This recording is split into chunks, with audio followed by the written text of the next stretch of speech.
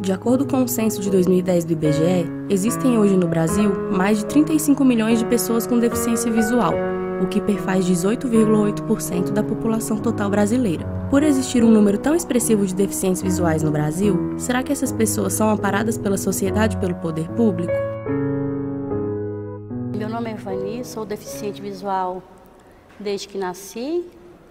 E falar de deficiência visual, de acessibilidade, é um tema muito difícil, porque tudo que a gente faz, a gente encontra dificuldade. Desde que me levanto, quando saio para o meu trabalho, até à noite, quando volto para casa. Meu nome é Tuane Caroline, eu tenho 22 anos e eu sou deficiente visual a partir dos 11 anos de idade. E eu faço a faculdade de serviço social. Desde que a gente sai de casa até coloca os pés fora de casa já é complicado, porque as vias públicas mesmo, as passagens não são adaptadas, e aí buracos, são, como que eu posso dizer, barreiras mesmo, que fazem com que a gente já, nossa, um grande desafio na nossa vida. O meu nome é Vilmar José dos Santos, tenho 43 anos de idade, sou deficiente visual desde que nasci, né? Pra gente se locomover é praticamente um desafio. É um desafio para o deficiente visual se locomover. Ir e vir, né? É difícil. Você tem que estar assim, você tem que ter muita atenção. Tem tantas barreiras, tantas, que o deficiente, se ele não tiver muita habilidade, ele vai se acidentar facilmente. Porque são muitas escadas, degraus, placas fora do local, são tantas coisas, essas bocas de lobo, que as pessoas quebram as tampas e fica lá o buraco, aí você não está vendo, a gente parece que quando você não vê, a gente só vai naquele local que não pode ir. Só naquele local. Não, existem muitas placas fora dos locais, há uns ferros, aqueles ferrinhos pequenininhos, a bengala não pega, não identifica. Você bate mesmo a canela naqueles ferros. Você pode olhar, todos os deficientes aqui em Brasília têm cicatrizes nas canelas. Já bateu naqueles ferrinhos ali. E bateu, você corta mesmo, porque aquele negócio tem um corte ali na ponta. Para a Procuradora do Ministério Público do Trabalho, doutora Maria Aparecida Gurgel, o Estado deve disponibilizar ao deficiente visual estruturas arquitetônicas que viabilizem sua acessibilidade. As ruas por onde circulam, as praças por onde passam as pessoas com deficiência deverão estar adaptadas. Como é possível uma cidade não ter o mínimo de acessibilidade para fazer com que a pessoa com deficiência visual, por exemplo, a pessoa cega, possa transitar pela cidade, livre de barreiras, sem esbarrar num poste, sem esbarrar numa lixeira, sem tropeçar porque a guia não está rebaixada e mais, sem ter um mecanismo podotátil que indique que ela está no caminho certo. Um outro ponto também importante é a sociedade, que ainda está muito longe de ser uma sociedade consciente. A lei diz que não pode estacionar em cima das calçadas, é só o que a gente vê. os carros sobre as calçadas, motos sobre as calçadas, as pessoas deixam os bueiros sem tampa. Isso é uma questão social, é uma falta de consciência da sociedade, que ali vai passar alguém e que alguém pode se machucar. Para que haja acessibilidade nas vias públicas, é de extrema importância que haja uma referência nas calçadas. E essa referência para o deficiente visual é o piso tátil. O ideal seria que tivesse piso tátil, porque o piso tátil para o deficiente visual, ele é muito bom, porque você identifica com a ponta da bengala e aí você vai ali em cima do piso tátil. Isso facilita bastante para a gente. No plano governamental, há programas específicos que tentam permitir o máximo de acessibilidade ao deficiente visual. O que ocorre é que pode existir determinadas situações de que uma legislação esteja bem elaborada, porém mal aplicada. O governo é feito por homens de boa vontade, homens que às vezes têm uma determinada limitação de conhecimento de determinadas áreas. Então isso é um dificultador. O que pode acontecer é que esse ou aquele membro de um determinado setor do governo talvez esteja com deficiência pessoal na hora de implementar a política pública, porque a política pública existe. Um local onde houve iniciativa do governo aqui no Distrito Federal é a quadra 16, localizada no Riacho Fundo 2. Essa quadra possui adaptações que oferecem ao deficiente visual a tão almejada acessibilidade. Meu nome é Rafael, sou deficiente visual já de nascença, eu tenho retinose pigmentar. Rafael mora nessa quadra do Riacho Fundo 2 há 3 anos e diz que é um local bem adaptado, ao contrário da maioria das regiões do Distrito Federal. Ela foi adaptada para cegos, porque aqui uma grande parte da população que mora aqui é cegos. Então o governo pensou que no projeto, fez um projeto até bonito, que até hoje não foi terminado, mas eu espero que vai ser um dia, e por isso ela é bem adaptada. Além do direito à acessibilidade, a Constituição Federal garante ao deficiente visual o acesso à educação. Tal garantia se encontra regulamentada por diversas legislações infraconstitucionais, como, por exemplo, a Lei de Diretrizes e Bases da Educação Nacional, a qual trata, dentre vários aspectos, da educação especial.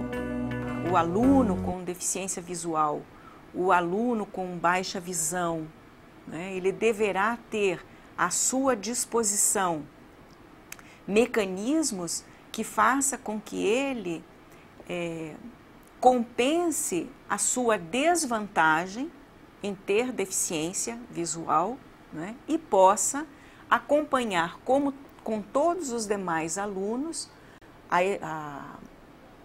as aulas, as atividades acadêmicas e etc. Né? Para isso, nós precisamos de currículos adaptados, professores qualificados, né? E recursos, que a gente chama de tecnologia assistiva, né? Recursos que façam com que essa pessoa, se souber o braille, tenha à sua disposição, né, uma máquina para escrever o braille, tenha livros em braille. Se for uma pessoa que não aprendeu o braille, possa ter à sua disposição o apoio de um ledor, o apoio de um escriba. Ou seja, a pessoa com deficiência, não importa qual a deficiência que tenha, deverá ter à sua disposição esse recurso, esse mecanismo para fazer com que ela possa seguir em igualdade de condições com os demais alunos. Por muitas vezes, as instituições mesmo de ensino não dão esse suporte para as pessoas com deficiência, principalmente deficiência visual, que requer uma adaptação dos materiais, como a gente precisa dos livros, das apostilas, muitas vezes em braille, e aí não tem como, as instituições nem têm a impressora braille.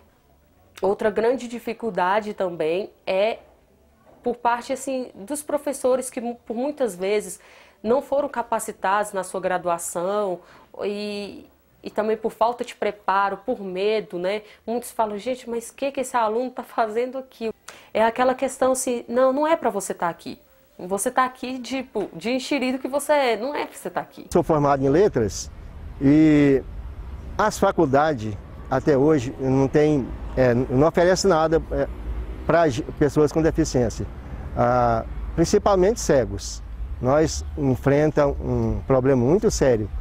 Se a pessoa não tiver uma grande força de vontade, ela não consegue. No Distrito Federal, há um centro de ensino especializado na educação de deficientes visuais, localizado na Asa Sul, o CEDV. Ele acolhe deficientes visuais que já nasceram com a deficiência, mas também pessoas que a adquiriram ao longo da vida. Trabalho na equipe especializada de apoio à aprendizagem, aqui do Centro de Ensino Especial de Deficientes Visuais. Então nós atendemos alunos, os deficientes visuais, que são ou baixa visão ou cegos, e sem limite de idade. Nós fazemos também outra coisa, é o acolhimento à família. Porque quando a família chega, a maioria está muito desestruturada. Os pais do deficiente visual, eles não sabem como lidar com eles. Às vezes eles estão carentes também de atenção. Então a gente faz um trabalho para eles de aceitação também desse filho. Que eles esperavam um filho que viesse sem problema nenhum e veio um filho com uma deficiência, mas que é uma criança que tem potencial para crescer na vida. E quando eu vim trabalhar com a deficiência visual, eu vi que aqui são pessoas carentes assim, de um apoio. Eles precisam sim de educação, a educação da pessoa, da compreensão, não de tratá-lo como coitado, ai meu Deus, é cego, ele precisa de tudo, vai dar tudo na mão. Não, educação, de carinho, de orientação, tratando eles com respeito, em primeiro lugar, sabe? Meu nome é Janaína, eu sou mãe do Luiz Eduardo, ele tem 6 anos de idade, ele já nasceu cego e eu vim aqui para o CEDV, ele tinha 4 meses. E eu vejo que ele não é diferente em nada das outras crianças. Ele brinca como toda criança, ele é uma criança feliz. Eu não me iludo, eu sei que vai ter as dificuldades dele, eu sei que não vai ser um mar de rosas, mas também sei que se ele tiver suporte, ele vai ter a vida profissional dele, ele vai ter a vida pessoal dele realizada. A criança cega, ela pode fazer tudo que uma pessoa normal possa fazer, desde que ela tenha estímulo, desde que ela tenha o apoio da família e desde que ela tenha um apoio da sociedade. É um pouco difícil, mas se tiver, ele vai. Eu estou muito feliz com o desenvolvimento do meu filho, ele já está na alfabetização, ele está pronto para a inclusão, mas a inclusão não está pronta para ele. Igual uma amiga minha foi atrás de uma escola para o filho dela no Gama. Quando chegou lá, eles disseram que não tinha condições de ficar com aquela criança. Tá lá no direito da criança. Criança não pode ficar sem escola. Aí, de repente, você chega na escola e eles negam o direito da criança estudar? Porque não tem as condições apropriadas? E cadê? O governo está dizendo aí que vai fazer inclusão, cadê a inclusão? A inclusão educacional está aí, é uma política pública, não é algo assim, vamos fazer uma bondade para o deficiente visual. Não, isso é um direito, isso é uma política pública que tem que ser efetivada. Então, o deficiente visual como um sujeito de direito, ele está lá e ele tem que falar, a minha necessidade é essa, a gente vai ter que começar a adaptar. Na área do trabalho, para compensar uma marginalização, uma exclusão que perpassou aí o nosso momento civilizatório, né? As diferentes etapas da sociedade brasileira, nós temos na administração pública e nas empresas privadas da reserva de cargos, que popularmente é conhecida como lei de cotas, né? Então nós temos aqui as empresas com 100 ou mais empregados, percentuais definidos para cargos e funções a serem exercidas por pessoas com deficiência. No âmbito da administração pública, serão observadas até 20% das vagas no concurso público. Temos uma cota que está prevista na Lei 8.112 e também na Constituição, que determina um valor, lá, né, um percentual de vagas para as pessoas com deficiência. Mas o grande problema disso tudo é que se criou uma ideia de que as pessoas que tenham uma dificuldade pequena possam concorrer nessas cotas. Na verdade, hoje, a grande maioria das pessoas que entram no serviço público tem deficiência mínima. Na iniciativa privada, também a situação é difícil, porque o empresário, ele quer cumprir a lei, a lei determina que tem que contratar pessoa com deficiência. Ele quer cumprir, só que mesmo assim ele tenta burlar, porque ele procura contratar aquelas pessoas com deficiência leve, que não vai ser preciso de adaptar o setor, ele não vai ter muitas despesas com ele, muitos custos com ele. Então, a coisa para a gente não é fácil, para a pessoa com deficiência. Então, todos os direitos se relacionam quando se trata da pessoa com deficiência. Nós não percebemos isso, nós que não temos deficiência, porque nós temos acesso a isso tudo. Não nos importa se tem um buraco na via, não é o ideal que tenha. Mas não nos importa se aquele buraco está ali. Ele vai nos incomodar, ele vai nos atrapalhar. Mas nós vamos poder desviar desse buraco. Agora, uma pessoa com mobilidade reduzida, uma pessoa em cadeira de rodas, uma pessoa com deficiência visual e, sobretudo, a pessoa cega, cairá no buraco. A sociedade esquece que o cego ele também paga imposto, que ele é um cidadão, mas ele não tem os mesmos direitos que uma pessoa normal. Ele não tem a acessibilidade que uma pessoa normal tem. Ele não tem um semáforo sonoro, não é em todo local. Se você for... Olha, eu fico tão indignada quando eu começo a falar disso. Na vontade que eu tenho é de gritar aos quatro cantos. Gente, o cego é cidadão, o cego precisa dos seus direitos como todo mundo. Hoje, nossa Constituição, no artigo 3º, muita gente fala do princípio da isonomia, do princípio da eficiência, do artigo 37, mas lá no artigo 3º está assim, construir uma sociedade livre, justa e solidária. Isso é papel da sociedade brasileira, entendeu? Não depende de ser autoridade, depende de ter uma coisa chamada boa vontade. Cabe a mim, como ser humano, independente de ser autoridade ou não, ir lá e tentar ajudar, por que não? Falta essa conscientização da sociedade. Eu acho que o dia que a sociedade estiver melhor consciente, acho que muitos problemas que nós enfrentamos no nosso dia a dia serão resolvidos. Inclusive, a acessibilidade ficará mais fácil. Se eu pudesse fazer uma crítica à sociedade brasileira como um todo, eu diria assim, nós temos boas leis, mas as nossas leis não estão efetivamente implementadas. O que isso quer dizer? Quer dizer que os órgãos de fiscalização ou não estão devidamente equipados para fazer a fiscalização, ou não estão devidamente conscientizados de que devem fazer a fiscalização daquele direito.